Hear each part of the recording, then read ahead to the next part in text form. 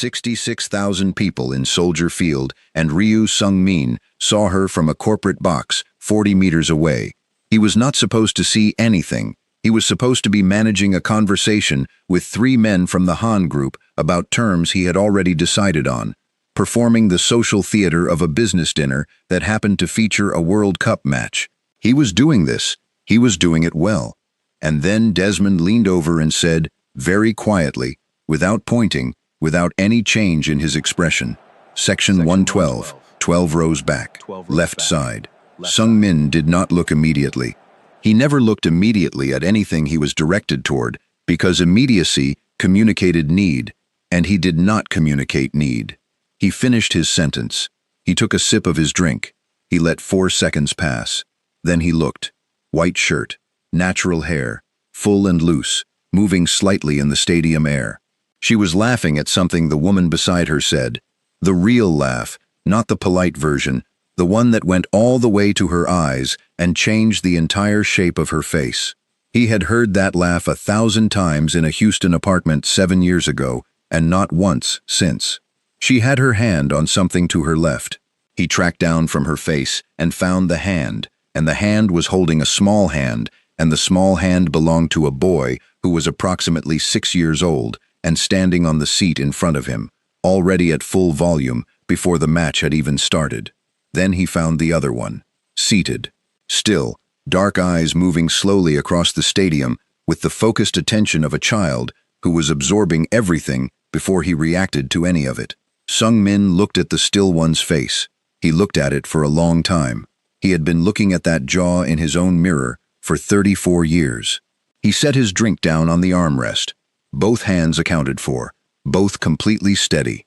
The discipline of a man who had spent 15 years making sure his body never communicated before his mind gave permission. Desmond said nothing. He looked at the field. He had said what he came to say. The match started.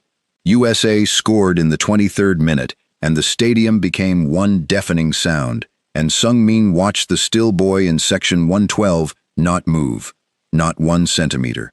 Every person around him erupted, and the boy sat in his seat and absorbed the goal like it was data he was filing rather than something to celebrate. His brother was halfway over the seat in front of him, screaming, and their mother reached over without looking away from the field and pulled him back by the shirt and said something in his ear that made him sit down immediately, still grinning. Sung-min watched all 90 minutes of it. He did not watch the match. South Korea equalized in the 68th minute, and when the stadium deflated around them, Sung-min watched the still boy turn and say something to his mother, and watched her nod and ruffle his hair once, quickly, the way she had always touched the things she loved, fast, like she knew the moment was already passing. Final whistle, 1-1. The stadium began its slow exhale. He watched her gather both boys, a hand on each side, the louder one talking at full speed, the still one leaning slightly against her arm as they moved through the crowd. He watched until the white shirt disappeared into 66,000 people going home. Then he looked at Desmond. Desmond said, "The math on those boys." "I know the math," Sung-min said. "Then you know what I'm about to say. Find everything. By morning." Desmond nodded. They left the stadium. Chicago received them, cold and enormous, and entirely indifferent to the things that happened inside it. Sung-min got in the car and looked at the lake through the window and did not think about what he had just seen, because thinking about it required a framework he had not built yet, and he did not operate without frameworks. He would build one by morning. Now, before we go back 7 years, I want to ask you something. Where in the world are you watching this right now? What time is it there? Drop it in the comments, because this channel reaches places that surprise me every single time. And if you are not subscribed yet, please do it now. One tap. It costs you nothing, and it means everything. Subscribe and hit the like button. Now let's go back to Houston, 7 years ago, to the night that started all of this. The kitchen was quiet. It was always quiet at that hour. 2 in the morning, the Houston heat still pressing against the windows even in November, the kind of city that never fully cooled down. Obiageli Nuosu was sitting across the table from him with her hands folded in front of her and her face doing something he had never been able to name, not crying. She had decided she was not going to cry, and once she decided something, she did not waver from it. which was one of the things he had known about her from the first month and had never stopped knowing. He did not explain. Explaining invited argument. Argument invited the possibility of her changing his mind, and he had made the decision, and the decision was final, and the most merciful version of it was the clean one. No reasons that could be rebutted, no apologies that could be negotiated, just the end of it stated plainly, and the door open for her to close behind him.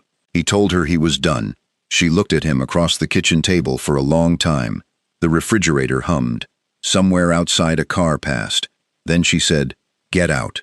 2 words, completely steady. No performance in it, no anger she was performing, just 2 words that were the whole truth of what she wanted, and she said them and meant them, and he got up and he left, and he drove to Chicago, and he built something that took up every inch of available space in his head, so that those 2 words did not have room. It worked. Mostly it worked. What he did not know, driving away from that apartment, was that 6 weeks later she would find out she was pregnant. What he did not know was that she would not look for him. What he did not know, what he had no possible way of knowing, in the car with his hands on the wheel and the Houston lights going past, was that she was going to have twin sons, and raise them alone, and build a full life that did not have a single empty space in it where he was supposed to be. That was the thing no amount of framework could have prepared him for when he saw them in that stadium. Not the existence of the boys, the fullness of what she had built without him. Now back to Chicago. Now back to the morning. Desmond brought the folder to the penthouse at 7:15 and set it on the kitchen counter without a word. Sung Min was already awake. He had not slept. He opened the folder. Obiageli Chinyere Nwosu, 31 years old, pediatric nurse, Northwestern Memorial, 8 years in Chicago. 2 sons, Kobe and Ren Nwosu, age 6. Born November 14th, 7 years ago. No listed father on either birth certificate. He read it twice. He closed it. He stood at the kitchen counter and looked at Lake Michigan through the penthouse window for a very long time. The lake did not offer anything useful. It just sat there being enormous and cold and indifferent, the way it always was, which was the thing he had always respected about it.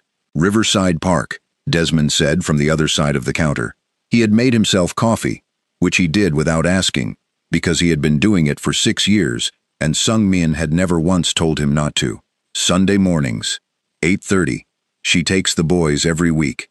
Same bench by the swings. You found all of this in one night. I found the important parts in the first 2 hours. The rest was confirmation. Desmond looked at him over the coffee mug. He was 36 years old, and he had been with Sung Min since the organization was 3 people and a storage unit in Pilsen, and he was one of 2 people alive who spoke to Sung Min without calculation. You need to go. I know. Sunday. I know, Desmond. You're going to say I know for the next 3 days, and then Sunday morning you're going to be at that park 20 minutes early. Sung Min looked at him. Desmond drank his coffee. I'm just saying what's going to happen. He was right. He was almost always right, which was the most consistently irritating thing about him, and also the reason he was still alive when most of the people who had known Sung Min in the early years were not. Sunday, 8:26 a.m. Sung Min was on the bench before 8:30. The park was full of the ordinary Sunday morning fabric of the city. Joggers, dogs, children on the equipment, parents with coffee. He sat on the bench in dark clothing, with nothing on him that announced anything, and watched the east path. They came at 8:32. She was in a cream-colored coat, coffee in one hand, and both boys were still technically attached to her until they weren't. Until they spotted the swings and the climbing structure simultaneously and left her behind at a speed that suggested they had been planning this since they woke up. She watched them go with the expression of a woman who had learned to let things move at their own pace. Then she saw the bench, and she saw him, and she sat down at the other end without a word. Sung Min looked at his hands. Then he looked at the park. Then he looked at her. She was more of herself than she had been at 24. He had not thought that was possible. The years had not diminished anything. If anything, they had clarified her, the way time clarifies certain things into their truest form. She was extraordinarily beautiful, and she was completely composed, and she was drinking her coffee and looking at the climbing structure where one of her sons was already at the top, arguing with another child about something, and she did not look at Sung-min. "The taller one is Ren," she said, without looking at him. "He'll have claimed the highest point of that structure within 4 minutes. He considers it a personal failure if he hasn't." "And the other one?" "Kobe." She nodded toward the swings, where the still boy had positioned himself at a single swing and was watching the bench with dark, focused eyes. Watching Sung-min specifically, making no effort to disguise this. "He already knows something is different today. He noticed you before he got to the swings. He's 6. He's been noticing things since he was 2. "I don't know where he gets it from," she said, and there was nothing in her voice when she said it. No accusation, no edge. Just the flat statement of a woman who had decided the irony of it was simply part of the information. Sung-min said, "Obi." "Don't," she said. "I didn't know. I know you didn't know." She looked at him for the first time. Her eyes were exactly as he remembered them, and also completely different. The same warmth, but the softness behind the warmth was gone, replaced by something else, something that had been built by 7 years of doing something very hard, and doing it well. "I didn't tell you. That was my choice, and I made it, and I stand behind it." "Why?" "Because you made your choice," she said. "You sat across a table from me, and you ended things, and you walked out. I wasn't going to chase you. I wasn't going to call you and say come back, because now there's a reason. If the reason you left was strong enough to make you leave, then the reason you came back needed to be stronger than a pregnancy. Children are not a leash." She picked up her coffee. "I wanted you to come back because you wanted to come back. You didn't, so I went forward." He sat with that for a moment. The park moved around them. Ren had successfully claimed the highest point of the climbing structure and was conducting a victory announcement to nobody in particular. Kobe was still watching the bench from the swings, not swinging, just watching. "I want to be in their lives," Sung-min said. "I know you do. I knew the moment I saw you look at them in that stadium." She had not looked away from him since she started. "You didn't know I saw you. You were in the box, and you thought the angle was wrong. It wasn't. You didn't look back. I looked once, then I decided what I was going to do with what I saw." She set her coffee down. "Same as you, 7 years ago. It landed. He let it land. He did not defend himself, because there was no defense available that was worth anything. "Tell me what I need to do," he said. She told him. Before I tell you what she told him, if you want to experience stories like this without interruptions, no ads, no waiting for the next interesting story, our author has a full audiobook and ebook available now. You can read it, listen to it, and own it completely. The link is in the description. Now, let's go back to what she told him. No weapons when he was near the boys. No security they could see. No business in their presence. Not a call, not a text, not a whispered word. No gifts that a regular person could not explain. He did not tell them who he was. He did not tell them who he was to them. He showed up at this park on Tuesdays, Thursdays, and Saturdays at 8:30. He sat on the bench. He did not go to them. He did not speak to them unless they came to him first. He did this for 14 consecutive days without a single exception. "After 14 days, he said, "after 14 days, we talk about what comes next." She looked at the park. "But I need you to understand something before you agree. You are going to want to skip a day. Something is going to happen in your world that needs you, and you're going to look at this park and think one day won't matter. It will matter. Not because I'm counting, but because they will notice. Children always notice. They notice everything, and they remember everything, and the first time you don't show up is the only data point they'll need to decide what kind of person you are." She looked at him. "So if you're going to do this, do it. If you can't do it, tell me now and save us all the lesson. I'll be here every day," he said. She looked at him for a long moment. Then she stood and called toward the swings. "Kobe, come here a second." Kobe slid off the swing and walked over. He walked like Sung-min walked. Economically, directly. No wasted movement. Already reading the situation as he approached. He looked at his mother and then at the man on the bench, and his expression communicated very clearly that he had not yet decided what category this man belonged in, and was not going to rush the decision. "This is Mr. Ryu," Obi said.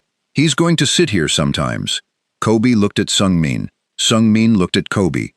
6 years old, and the jaw was completely unmistakable up close, and something happened in Sung Min's chest that he had no name for, and no framework for, and no way to manage except to let it happen. Why? Kobe said. Because I want to, Sung Min said. It was the only honest answer he had. Kobe considered this seriously. He looked at his mother. She gave him nothing. No reassurance. No signal. He looked back at Sung Min. Okay, he said. The tone of someone reserving judgment, making no promises. Then he walked back to the swings. Obi watched him go. He'll be watching you every day. He won't always let you see it, but he will be. And Ren? As if in answer, Ren appeared from the direction of the climbing structure at that exact moment, slightly out of breath, and stopped in front of the bench and looked at Sung Min with the complete unguarded directness of a child who had not yet learned that looking directly at strangers was considered unusual. Hi, Ren said. Hi, Sung Min said. Ren looked at him. Are you Korean? Yes. We were cheering for South Korea, Ren said. Did you see the match? It was a draw. A draw is boring, but Kobe says a draw is interesting from a strategic perspective. He said, strategic perspective with great care, the pronunciation of someone who had recently acquired a large word and was field testing it. I think a draw is just both teams being equally tired, Sung Min said. That's one way to look at it. Ren nodded. He seemed satisfied by this answer. He looked at his mother. Can we get juice on the way home? We'll see, she said. That means yes, Ren told Sung Min confidentially. Then he ran back toward the climbing structure. Obi watched him go. She almost smiled, and then she did not. Day 1, she said. Tuesday, he said. She left with the boys at 9:15. Sung Min stayed on the bench for a while after. He was not sure how long. Long enough that the park changed populations twice. The morning people leaving, the late morning people arriving. He sat and looked at the swings where Kobe had been and thought about a jaw he recognized and a boy who said okay in the tone of someone making no promises. And he thought about what 7 years looks like when you finally have to face it. Desmond was waiting by the car on the street. He looked at Sung Min. Sung Min looked back. 14 days, Sung Min said. She gave you conditions. She gave me conditions. Desmond opened the car door. Then, day 1 is Tuesday. Day 1, Tuesday, 8:26 a.m. Sung Min was on the bench before 8:30, and he was not going to think about what that communicated about him. He sat in dark clothing with coffee he had bought on the walk over. Black, no sugar, the only way he had ever drunk it. And he looked at the east path. They came at 8:33, Ren running ahead, Kobe walking behind at his mother's side, with the focused containment of a child who was still processing the new variable from Sunday.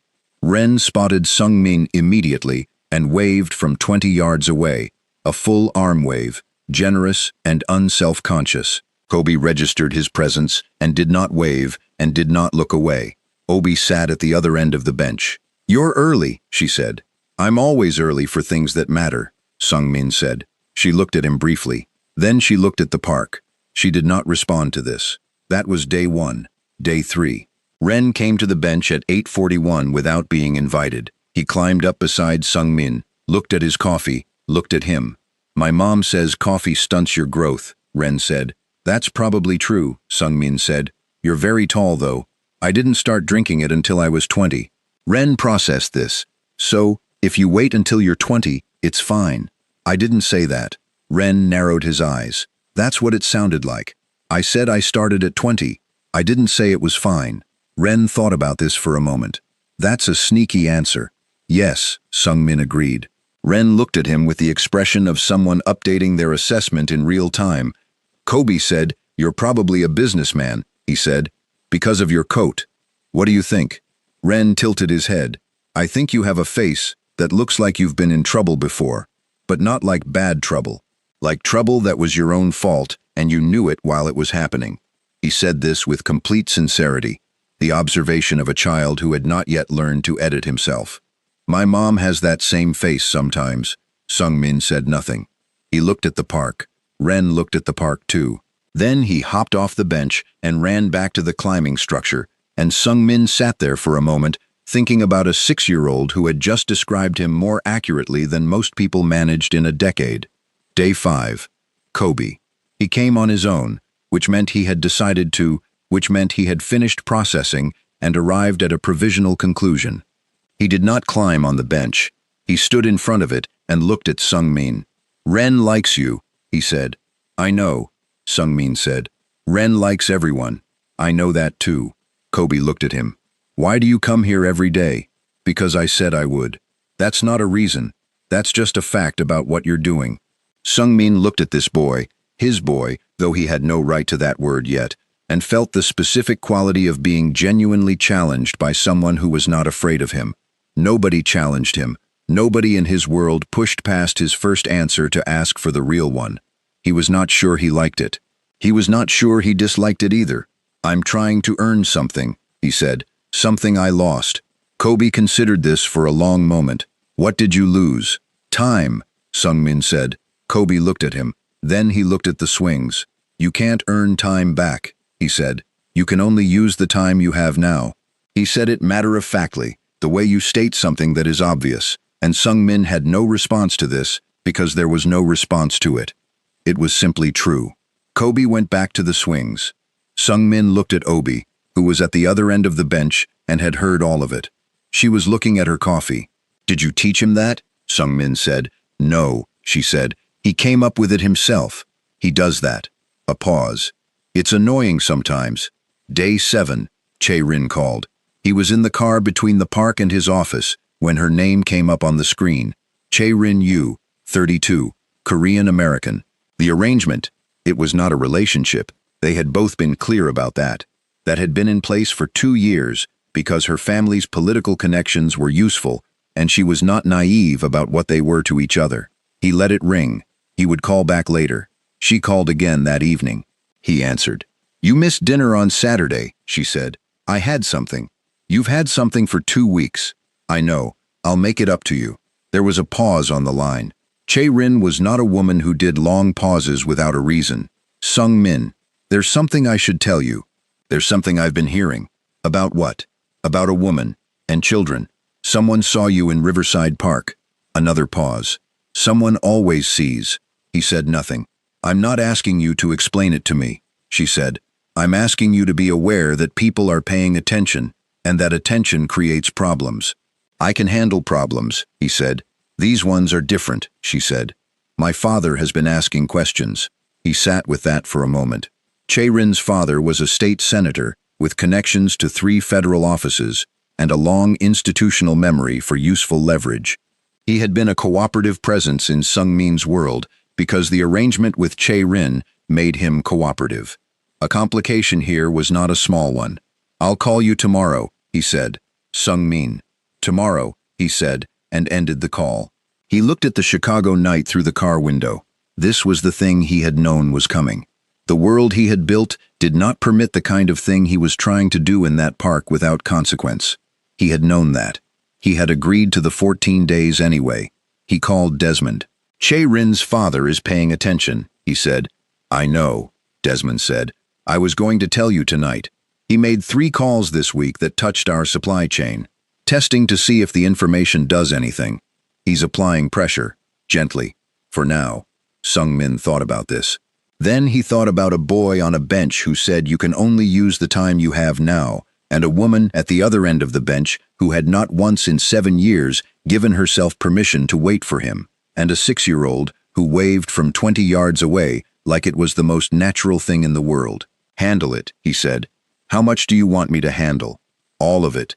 Whatever it takes to keep them safe, the boys and their mother." He paused. "Chae-rin knows something. I need to know how much." "I'll find out." "Tonight." "Tonight," Desmond said. What Desmond found out that night was worse than what Sung-min expected, which was the thing about Desmond. He did not soften information, and Sung-min had trained him not to. Chae-rin's father had not simply been paying attention. He had been paying attention for 2 weeks.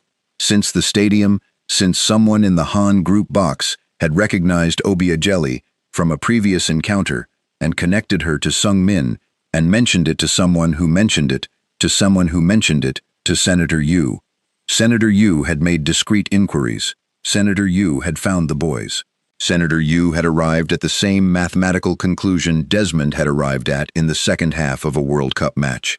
And Senator Yu's response to this conclusion was to begin drafting a quiet conversation with someone at the Department of Child Services about what constituted an unsuitable parental environment for two 6-year-old boys whose father was a known, though not proven, criminal organization head. Sung-min read Desmond's message at 2 in the morning. He read it twice. He set his phone down. He did not sleep.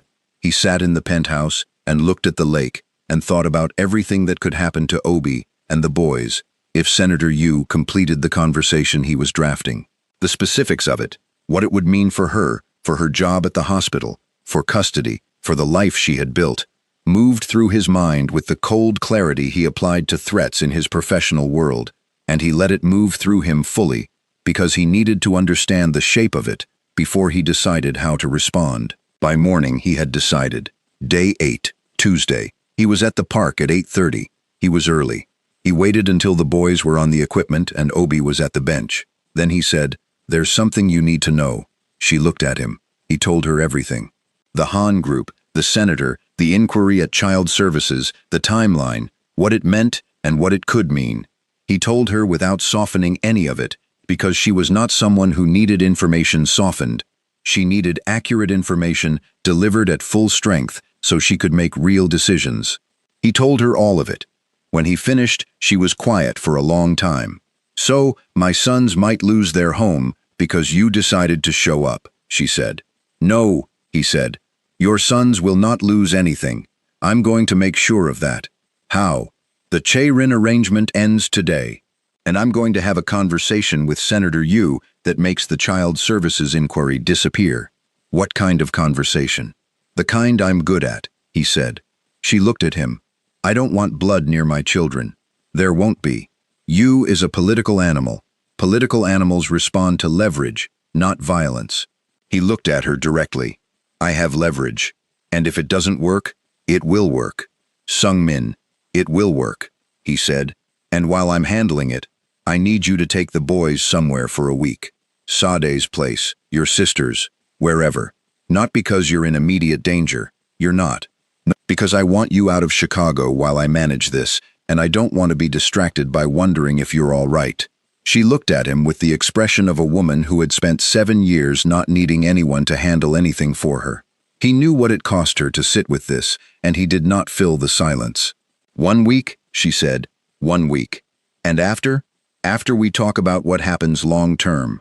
All of it." He paused. "I'm not asking you to trust me. I know where we are with trust. I'm asking you to let me fix the thing that my arrival created." She was quiet for another moment. On the climbing structure, Ren was delivering what appeared to be a lecture to 3 other children. On the swings, Kobe was watching the bench with his dark, focused eyes, reading the weight of whatever was happening on the adult level, even if he could not hear the words. "Kobe knows something is wrong," Obi said. "I know. He's been watching you for 8 days. He's been reading you every single morning. Whatever conclusion he's arrived at, it's more accurate than most adults would manage. I know that too." She looked at her sons. Then she looked at Sung-min. "Fix it," she said, "and then we talk." He nodded. He stood. He looked at the park one more time, the climbing structure, the swings, the boy watching the bench, and then he walked back to the east path and called Desmond and said, "Set up the U meeting, tonight." "Tonight is fast," Desmond said. "Tonight," Sung-min said. The conversation with Senator Yu happened in a restaurant in River North that Yu had chosen, which was a mistake. You did not choose the location of a conversation with Ryu Sung-min because choosing the location made you feel like you had control of the conversation, and feeling like you had control of it made you careless. Yu was 61 years old and had the particular confidence of a man who had operated in rooms with dangerous people long enough to believe he understood dangerous people. He smiled when Sung-min sat down. He ordered wine. He made 2 minutes of pleasant conversation about the World Cup. Then Sung-min put a folder on the table. Yu looked at it. He looked at Sung-min. He did not touch the folder. "Open it," Sung-min said. He opened it. He read the first 2 pages. His pleasant expression did not change, but his breathing did, very slightly, the kind of change that most people would not notice. and Sung-min always noticed. "The Child Services Inquiry," Sung-min said. "It ends this week. The conversation that started it is forgotten. Any documentation that came from it is destroyed." He waited. "In exchange, the contents of that folder remain between us." "That folder could be fabricated," Yu said. "It could be," Sung-min agreed. "You know it isn't." Yu closed the folder. He picked up his wine. He set it down without drinking. "The woman and the children are important to you." "The children are mine." Yu looked at him. Something shifted in his calculation. "I didn't know that." "Now you do. That changes the geometry of this." "Yes," Sung-min said. "It does." Yu was quiet for a moment. He was doing the arithmetic, the leverage in the folder against the leverage of what he now knew, finding the new equilibrium. This was the thing about political animals. They were always finding the new equilibrium. "The inquiry disappears," Yu said. "This week," Sung-min said. "And Che-rin? That arrangement is finished, as of today." He looked at Yu directly. "Your daughter deserves someone who is actually there. She knows it wasn't that." "She's known for a while." Yu sat with this. He picked up the folder and put it in his jacket. He stood. "This conversation didn't happen," he said. "No," Sung-min agreed. "It didn't." Yu left. Sung-min sat at the table for a few minutes with his coffee and looked at the restaurant. A normal Tuesday night in River North. Couples, business dinners, the ordinary fabric of a city that did not know and did not need to know the things that happened at certain tables. He called Desmond. "Done." "Clean?" "Clean. I need you to find Che-rin and tell her I'm coming to see her tomorrow. Not a phone call. In person. She's going to want to know why." "She already knows why," Sung-min said. "She's been knowing for 2 weeks. I'm just going to make it official." He called Obi from the car. She answered on the second ring, which meant she had been awake. "It's handled," he said. "The inquiry is being closed this week. You can stay in Chicago." She was quiet for a moment. "What did you do?" "I had a conversation." Sung-min. "A conversation. That's all." He looked at the Chicago night through the window. Nobody was hurt. The senator and I reached an understanding. She was quiet again. Not the silence of disbelief, the silence of someone recalibrating what they had understood to be true. "Thank you," she said. Just that. No conditions on it, no qualifiers. Just thank you. And he felt it more than he expected to. "Day 9 is Thursday," he said. "I'll be at the bench." She did not say anything for a moment. Then, "I know you will. Right now, I need you to stop and subscribe if you haven't already, because the last part of this story is coming, and it is the part that is going to wreck you completely, and you need to be subscribed for what this channel does next. Hit that button, drop a comment. Which moment got you? The stadium? Kobe on the bench? The senator? I read every one. Now let's finish this. Day 9, Day 10, Day 11. He was at the bench before 8:30 every morning. He did not miss a day. He sat and drank his coffee and watched the park and let the 14 days be what they were.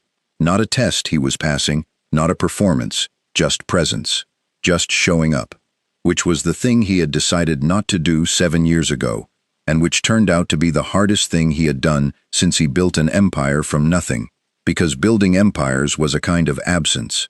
You were always choosing the work over the room. He had made that choice so many times, it had become the choice without him noticing. It was still a choice. He noticed now. Ren had fully integrated him into the bench by day 10. He came every morning for approximately 15 minutes before something more interesting called him away, and in those 15 minutes, he spoke without editing himself and expected the same in return, which meant conversations with Ren were the most honest conversations Sung-min had in any given week. Ren told him about school. His teacher was strict but fair, which Ren respected, and his best friend was a boy named Theo who ate his lunch very fast, and Ren was working on slowing him down through strategic conversation. He told Sung-min about the World Cup. He had been following every match. He had opinions about every team. His opinions were specific and well-reasoned, and occasionally wrong, and when Sung-min pointed out the ones that were wrong, Ren argued, and then went home and verified, and came back the next day to either double down or concede. The concessions delivered with the straightforwardness of someone who did not attach his ego to being right. Kobe took longer. Kobe always took longer at everything, which was not hesitation, it was precision. When he arrived at a conclusion, he had arrived there completely. Day 12, Kobe sat on the bench, not at the far end, not at the edge. He sat in the middle and looked at the park and said nothing for a while. Sungmin said nothing either. They sat. Then Kobe said, "You fixed something. For my mom." Sungmin looked at him. "Yes, she didn't tell me what it was, but I could tell something was wrong, and then it wasn't wrong anymore, and she was less careful." He looked at Sungmin. "She carries things carefully when she's worried about them. She thinks we don't notice. Do you tell her you notice? Sometimes. When it's something she can fix. When it's something she can't fix, I don't tell her, because there's no point making her feel bad about something she can't change." He said it with the same matter-of-fact quality. He said everything. "That's what my grandmother told me. She says the difference between honesty and cruelty is whether telling someone the truth helps them." Sungmin sat with that for a moment. "Your grandmother sounds like someone worth listening to." "She's in Houston," Kobe said. "We go for Christmas." He looked at Sungmin. "Do you have family?" "Not close." "That's lonely," Kobe said. Not with pity, with the simple accuracy of a child who was describing a fact. "It has been," Sungmin said. Kobe looked at the park. "Ren likes you," he said. "He told me at breakfast. He said he thinks you're good people even though you have a serious face. What do you think?" Kobe was quiet for a long moment. The swing set moved in the wind. "I think you came back," he said. "I don't know what you came back from, and I don't know how far it was. But I think coming back when you didn't have to means something." He stood up. "That's what I think right now. It might change." "It might," Sungmin agreed. Kobe nodded and went back to the swings, and Sungmin sat on the bench and looked at the park and breathed. Day 14, Saturday. He was at the bench at 8:15. He was not going to think about what that communicated. Obi arrived at 8:31 and sat at the other end, and for the first time in 14 mornings, she brought 2 coffees. She set one down in the middle of the bench between them, without saying anything. He picked it up. He drank it. The boys had already disappeared into the park. 14 days, she said. 14 days, he said. She looked at the park. "Ren asked me last night if you were going to keep coming," she said. He asked it very casually, like he was asking about the weather, but he asked it right before bed, which is when he asks the things that are actually on his mind. "What did you tell him?" "I told him I didn't know yet." She looked at Sungmin, which was true. He looked at her. At 31, she was extraordinary in a way that had nothing to do with how she looked, and everything to do with what she had built. The life, the sons, the career, the specific wholeness of someone who had been handed a very difficult situation and had made something real and full and sustaining from it. He had been on the periphery of that for 14 days, and it was the most complete thing he had ever been near. "What do you want?" she said. "Not what you think you should want, not what the situation requires. What do you actually want?" He thought about it honestly. "I want to know my sons," he said. "I want Kobe to tell me when he updates his assessment, and I want to hear Ren's opinion on every World Cup match until he's 20. I want to be someone they can count on." He paused. "And I want to find out if there's anything left of what we were. Not right now. Not fast, but I want to find out." She looked at him for a long time. The park moved around them, the swings, the climbing structure, the sound of children and dogs, and the ordinary Saturday morning of a city that did not know anything significant was happening on a bench near the swings. "The organization," she said. "I'm working on it. It won't be fast. A year, maybe more."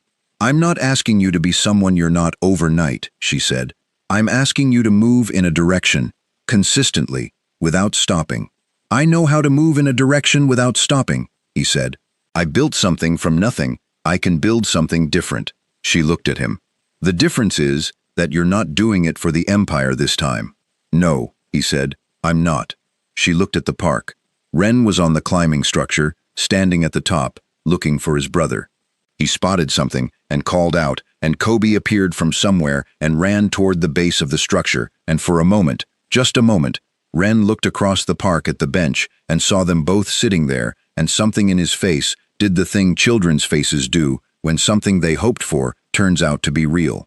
Obi said, "You can keep coming." Sungmin said nothing for a moment. Then, Obi, don't make it a thing, she said. Just come on Tuesday. He almost smiled. He did not quite. Tuesday, he said. She stood and called the boys and they came. Ren first, already talking about something, and Kobe, 2 steps behind at his own pace. They passed the bench on their way out, and Ren gave Sungmin a wave. The same generous full-arm wave he had given from 20 yards away on day 1. Kobe stopped. He looked at Sungmin. Tuesday? Kobe said. Tuesday, Sungmin said. Kobe nodded. He had arrived at his conclusion. He had said it on day 12. Coming back when you didn't have to means something, and he was now acting on his conclusion, which was what he did. He was 6 years old, and he was the most deliberate person Sungmin had ever met, and Sungmin had been in rooms with judges and senators and men who had built things worth billions of dollars, and none of them had ever evaluated him as clearly and as honestly as this child had done in 14 mornings at a park bench. They left. He watched them go, the white coat, the 2 boys, the Saturday morning of a city that had no idea what it was carrying inside it. He sat on the bench for a while after. He looked at the swings and thought about a stadium full of 66,000 people and a woman in a white shirt laughing and 2 boys with his jaw. And he thought about a Houston kitchen at 2 in the morning and 2 words delivered steady and clean. And he thought about everything that had happened between those 2 moments and everything that might still happen after this one. He stood up. He put on his coat. He called Desmond. Start the paperwork on the legitimization, he said. The long version, the real version, everything. Desmond was quiet for a moment. That's going to take time. I know. Start it anyway. Sungmin. A pause. What changed? He looked at the swings, still moving slightly from where the boys had been. A 6-year-old told me I can't earn time back, he said. I can only use the time I have now. Desmond said nothing for a moment. Then, kid's right. I know. Sungmin put the phone in his pocket. He looked at the park one more time. I know he is. He walked back to the east path and out of the park and back into the city he had built, which was starting, for the first time, to feel like a place he was building towards something rather than building away from one. Tuesday, 8:30. He would be there before 8. He already knew he would be there before 8. If you got this far, thank you for watching. Don't forget, you can get our author's exclusive audiobook and ebook for just a few bucks. The link is in the description. God bless you. See you in the next story.